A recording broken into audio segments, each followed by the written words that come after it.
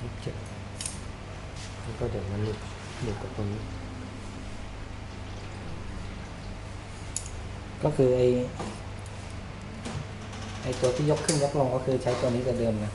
แต่ว่าตัวนี้จะมาเหมือนเราทำอะไรติดกาวไหมเดี๋ยวนี้ อ๋อทำตัวอะแดปเตอร์นิดนึง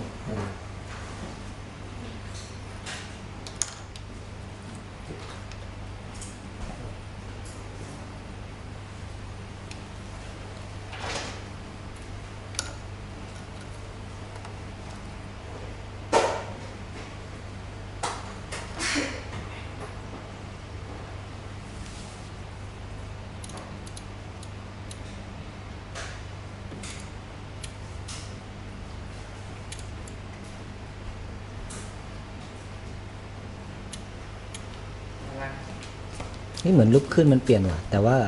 ดูนี้เลยไม่ออมดูดีเลยอะรูปขึ้นอ่ะเป็นรูปเดียวกันเลยว่ะไฟมันช็อตหรือเปล่าวะทำไม คือแบบรูปเดียวกันเลยเว้ยนี่ไม่ใช่แล้วกูว่า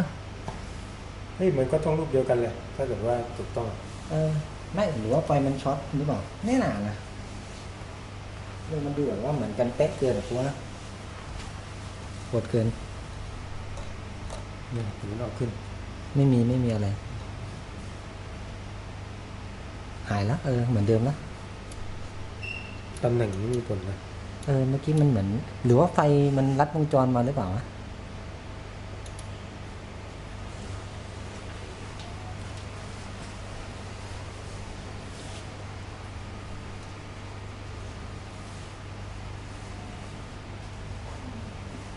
โลก